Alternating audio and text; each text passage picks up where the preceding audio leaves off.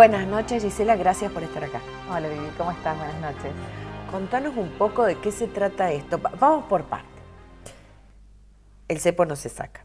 No, no se saca. Segundo, ¿cómo es esto de las retenciones que algunos dicen que la subió, otros dicen que no, que en realidad restituyó lo que estaba y otros dicen que bueno, que en realidad el problema fue la forma porque en su discurso habló de consenso y de llegar siempre a acuerdos y de repente nos levantamos el sábado con que a la 1 de la mañana había sido publicado en el boletín oficial esto? Sí, la verdad que partamos de la base. La situación económica y social es muy frágil y después de las PASO ya veníamos con una corrida cambiaria en el 2018 con un corte de las divisas que entraban desde afuera y después de las PASO se profundizó esta situación. No solamente que hubo otra corrida cambiaria, sino que además la fuga de divisas acentuó a tal punto que también empezaron a disminuir los depósitos en dólares de los bancos, corriendo riesgo el sistema financiero también argentino. Claro, que hasta ahora nunca nadie habló de eso. No, que era una situación donde clave, los bancos digamos, tenían en un momento. Exactamente, y que al día de hoy, por ejemplo, ya se han empezado a desprender de las LELIQs, producto de que se están anticipando una situación que todavía se ha terminado de resolver, ¿no? Pero recordemos que antes de las PASO se estaba hablando no solamente de un cepo, sino también de un desdoblamiento cambiario y hasta se hablaba de un plan Bonex llegado al momento de liquidez, como para que tengamos magnitud de la delicadeza de la situación económica, social y financiera.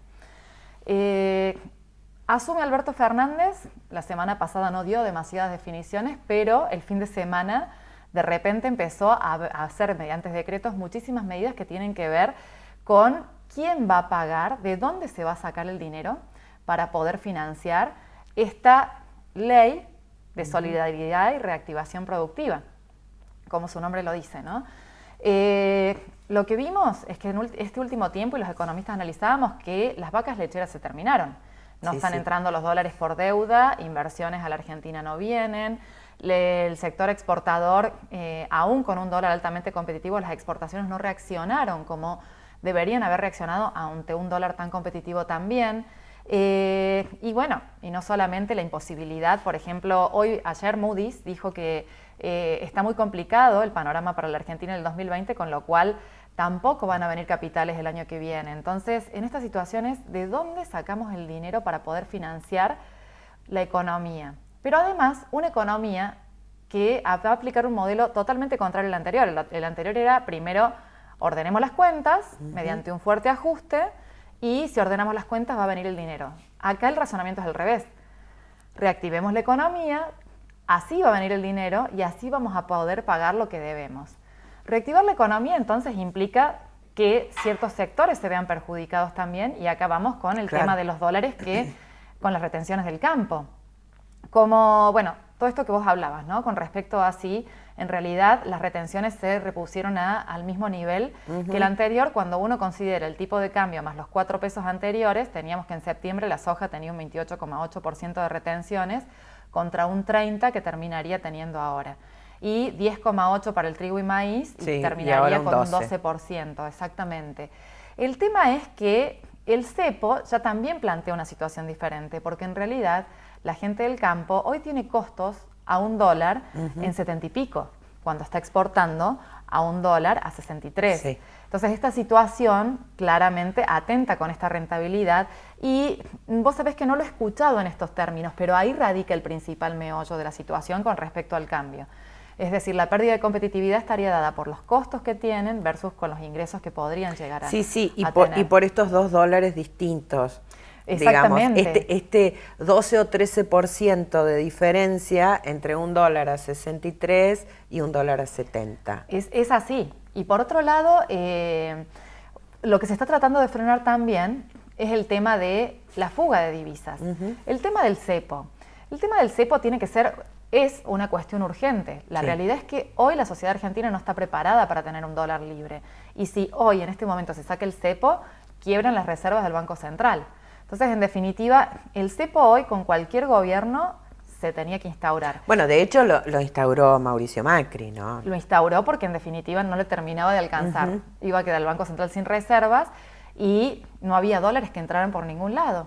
Entonces acá la situación pasa porque el cepo es una medida de corto plazo, no puede ser una medida de largo plazo, porque en el momento dejan de salir divisas, pero también dejan de entrar divisas. Entonces, en esta situación hay que resolver lo más rápido posible y para eso hay que demostrar lo más rápidamente posible el tema de la solvencia fiscal. ¿Vos te acordás, Vivi, que cuando se rediscutió en agosto del 2018, el nuevo acuerdo con el Fondo Monetario Internacional, el Fondo Monetario Internacional le pedía al gobierno argentino, para demostrar real solvencia, que haya una consistencia fiscal, las retenciones al campo mediante porcentuales? Sí, me acuerdo. El gobierno de Mauricio Macri no lo quiso hacer. Si recordamos, el ministro de Agricultura en ese momento se opuso firmemente. Y, en definitiva, terminó siendo estos 4 pesos más el porcentual. Sí, que en realidad 4 pesos con $1 a 40 pesos era el 10%. Exactamente. Y, lógicamente, que después se licuó. Y el Fondo Monetario Internacional, en realidad, no quería esta situación porque lo que pedía era que Argentina demostrara real consistencia en los ingresos. Entonces, de algún modo, con esta medida le estarían dando también la derecha al Fondo Monetario Internacional en su requerimiento de haberle pedido las retenciones al campo necesarias para lograr esa solvencia fiscal que, por otro lado, están planteando aumentar el gasto público para poder empezar a girar la rueda. Esto de eliminar, por ejemplo, el tema de la movilidad jubilatoria, el tema del cálculo de las jubilaciones de Macri con 2 bonos de 5.000 pesos. Eso, ¿no? Lo de los 5.000 pesos. La devolución del IVA para la asignación universal por hijo y también a las jubilaciones. El tema de la reactivación productiva a través del subsidio de las tasas, el congelamiento de las tarifas por 180 días. Todo esto me está planteando escenarios en donde es el Estado el que va a tener que salir a financiar todas estas cuestiones. Para que la rueda productiva empiece de nuevo. Lo que pasa es que estamos en una situación de estanflación. Bueno, entonces, si no es el Estado, ¿quién es? Y aún reactivando una política keynesiana pura, ¿no? Sí, donde en realidad totalmente. es el Estado el que tiene que salir a reactivar la economía para generar esos recursos. Y aún así, se está estimando para el año que viene un 2,5% de recesión con un 40% de inflación. Es decir, que aún poniendo todos estos motores en marcha, no se estaría haciendo crecer la economía, sino que se estaría dejando de tener tanta caída. Claro. Entonces, 2020 también promete seguir siendo un año muy, muy difícil, del cual hay toda una cuestión con respecto a cómo termine resultando este consenso social que promete Mauricio Macri, que va a terminar aprobándose en estos días, con el jueves particularmente, esta ley de reactivación productiva, donde está incluido también este consenso social. No lo promete Mauricio Macri, lo promete Alberto Fernández. Furcio. Me asusté. Mauricio Macri no. No, digo, me asusté porque por lo menos Alberto lo nombra el consenso. Macri, claro, sí. Si hay algo que no hizo fue consensuar. A lo que voy es a esto. ¿Cómo va a influir en nosotros? Porque está bien, la verdad que puede resultar antipático el tema de los dólares, que si alguien se quiere ir de viaje y demás, pero hasta desde el sentido común tiene lógica. O sea, no puede ser que si yo pago algo en dólares con tarjeta lo termine pagando 60 pesos porque el dólar oficial está 60 y alguien que necesita comprar dólares para hacer una inversión o algo lo tiene que pagar 73, 82, lo que esté ese día el dólar blue, digo, no tiene como que. Desde algún lugar es doloroso, pero bueno, es hasta redistributivo, digamos. Porque son dólares que tiene que salir a comprar el Banco Central para después pagar la tarjeta del perfume que vos compraste. Y en esta situación en la cual hubo tanta fuga de divisas y en la cual no entran dólares, en definitiva, hay que resguardar justamente cuáles son esas salidas, ¿no? Porque en definitiva el dólar, que ya lo hemos hablado en otros programas tuyos, Vivi, el tema es que el dólar en realidad es como la moneda maldita, porque es la moneda que se necesita para que el sistema productivo argentino se reactive. Entonces, en definitiva, si hay que importar, que sea para el sector productivo. Entonces, esos dólares se necesitan para reactivar la rueda económica que después garantice que las pymes puedan empezar a producir y esas pymes puedan dar salarios y empleos. Entonces, en definitiva, esta mañana escuchaba a Cafiero diciendo que dentro del proyecto y hay una normativa específica para el tema de los insumos médicos, ¿no? Sí. Que no van a estar grabados de ninguna manera con este 30%. Sí, exactamente, porque tiene que ver también con la política de industrialización que se quiera seguir, ¿no? Y en definitiva, el tema de los insumos médicos y la cadena de valor agregado de los insumos médicos, en realidad sería una industria que estaría agregando valor y que además contribuiría a que los precios no suban tanto en ese rubro también, ¿no? Se dice que la idea primigenia era un sistema de retenciones que dependiera de la mano de obra que genera. La verdad que creo que se encontraron con números lo suficientemente apabullantes como para dejar eso para otro momento. Pero la verdad que me parecía como mucho más centrada esa idea de decir, bueno, si vos exportás solo el grano de soja, tenés un 30. Sí. Ahora, si vos exportás el pellet de soja, que implica que le des trabajo a X cantidad de gente o que tengas una estructura y que consumas esta energía y que... Entonces es el 22, por ejemplo. Claro. Si vos exportás la carne, por ejemplo, si vos exportás la media res, como está, es un porcentaje. Ahora, si vos exportás el trozo de carne específico que genera que vos lo tengas que cerrar al vacío, que tengas 2 o 3 empleados, o 4, 10, o los que sea, es menos la retención. Esa era la idea primigenia del equipo económico de Alberto Fernández. Ser, ¿no? Porque en definitiva lo que está promoviendo todos estos ejemplos que dabas vos es un proceso de industrialización, es decir, que Argentina deje de ser un país exportador de commodities para pasar a ser un país exportador de productos con valor agregado, lo cual haría que Argentina fuera un país más desarrollado. Y en realidad se debería ir camino a eso. Si bien lo que se está planteando hoy es una cuestión netamente de caja, es decir, busco que me entren dólares y que no me salgan porque si no quiebra mi balanza de pagos. En definitiva, hoy está planteado como una cuestión de caja. Durante el gobierno kirchnerista también se planteó como una cuestión de caja y no se avanzó a una política de industrialización plena que tiene que ver justamente con la generación de este valor agregado. Entonces, en definitiva, hay que ver si le dan los tiempos a este gobierno para poder salir del ahogo financiero y poder plantear esto que decís vos, llevar a una economía en donde si uno produce mayor valor agregado, esté menos castigado por las retenciones para promover este desarrollo. Un mayor valor agregado, bien lo sabes, Vivi, implica también mejores empleos, mejores salarios y mejor creación de valor, ¿no? Y mayor valor de las exportaciones también. Sí, por supuesto. Yo veo a la gente todavía esperanzada. Creo que la luna de miel va a ser mucho más corta de la que tuvo Macri. ¿Cómo lo ves vos? ¿Cómo crees que esto puede funcionar con todos los conocimientos y el bagaje que vos tenés? Mira, la verdad que cuando se ve dónde van a sacar el dinero para poder hacer o reactivar la economía, claramente en el corto plazo van a emitir. Ya lo hizo Mauricio Macri para pagar deuda en los últimos meses y hoy se recurriría de nuevo a la maquinita porque no se ven otras líneas de acción. Se está apelando a las retenciones como motor para no tener que emitir tanto. Hoy por hoy, con el dólar competitivo que hay, con el cepo, la economía tiene margen para emitir hasta un 40% interanual sin que esto impacte en precios. Pero la precisión para poder aplicar esto es una precisión quirúrgica, porque en realidad poder usar esta herramienta implica que si me voy de rosca con esto, podemos caer en una hecatombe similar. Entonces, en definitiva, a muy corto plazo podemos utilizar esto como para que la gente pueda empezar a percibir en su bolsillo una mejora producto de toda la caída del poder adquisitivo que tuvo. Pero en el mediano plazo, y te hablo de un mediano plazo de 180 días, 6 meses, no más que eso, que va a ser el tiempo en el cual va a durar este consenso social, donde se van a congelar todas las variables esperando, pero ya luego la gente va a pedir otras señales también, con lo cual otros motores van a tener que empezar a funcionar. Entonces, el margen de acción del gobierno, como vos decías, es muy cortito.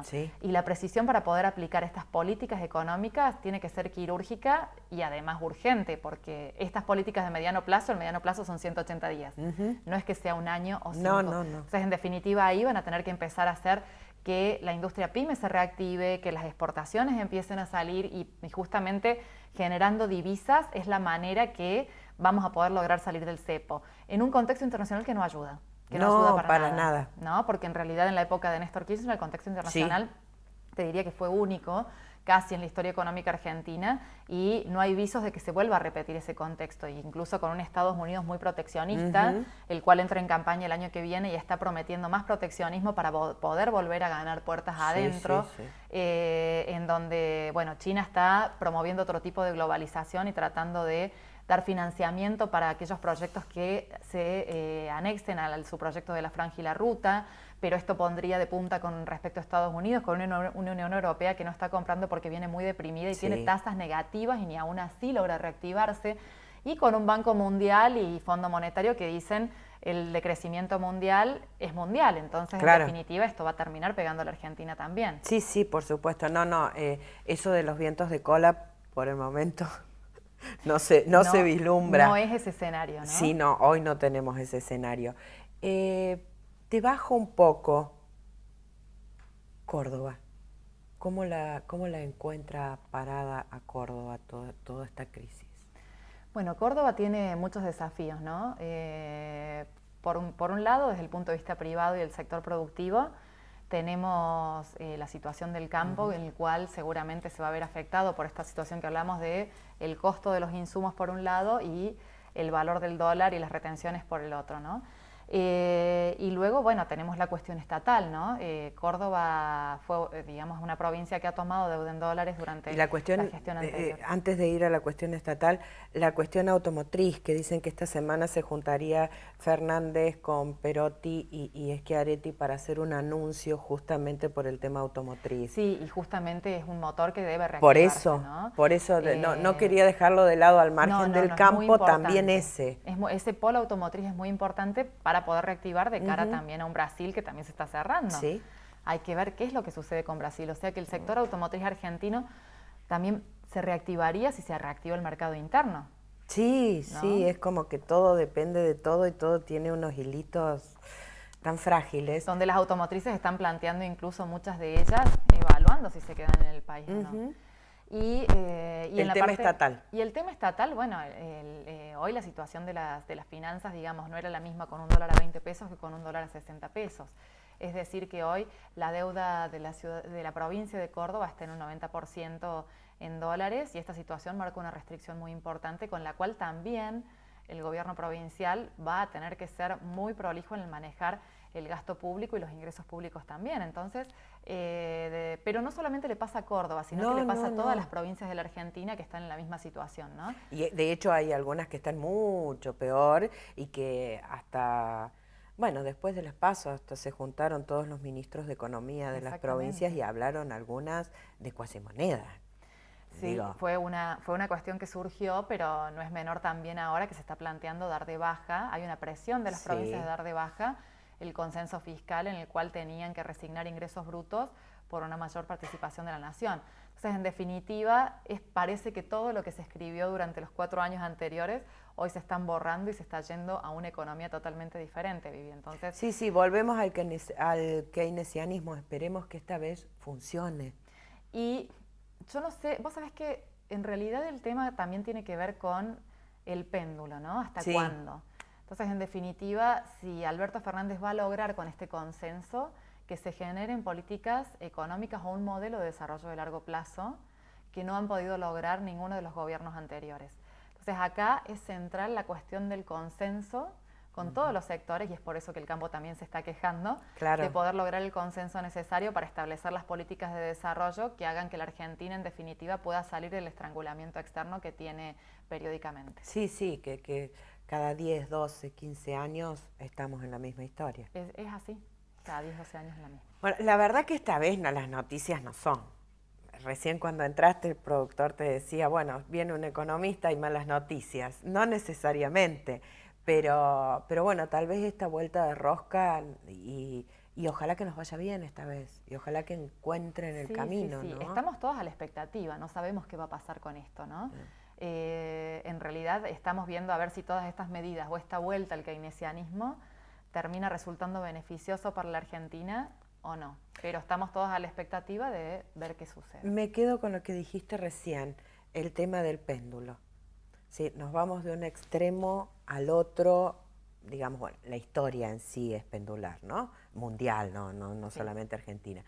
Pero digo, encontrar como una especie de equilibrio. Por supuesto que hoy, si no es el Estado el que promueve que toda esta máquina vuelva a funcionar, esto de que las inversiones iban a llover, no. El sector privado lo termina haciendo en el muy largo plazo. Eso te lo demuestra la historia Sí, también, ¿no? totalmente. Entonces, pero me parece, como decís vos, que sea el tiempo justo para que las cosas se puedan acomodar y que el Estado cumpla el rol que tiene que cumplir y que el privado también cumpla el rol que tiene que cumplir, sin irnos a una política de mercado tipo consenso de Washington, pero tampoco a un Estado paquidérmico que todo tiene que depender del Estado.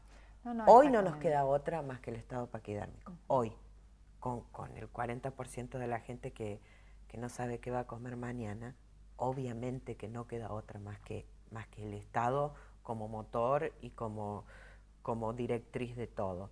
Pero después sería bueno llegar a un punto donde el Estado esté para controlar, justamente para la gente que no tiene accesibilidad, y para controlar al privado también. Que es la economía social de mercado Claro, alemana o japonesa, ¿no? claro. En definitiva, es el modelo japonés en el cual no sería el capitalismo anglosajón, sino que No, sería el para nada. capitalismo cooperativo, en donde el mismo Estado participa del delineamiento de las políticas públicas, de decir cuáles van a ser los planes de acción para el sector privado y un sector privado que acompañe a los lineamientos y a las políticas del Estado atendiendo a los más vulnerables, ¿no? Que tan mal no les ha ido a esos países, ¿no? Por eso los pongo de ejemplo, ¿no?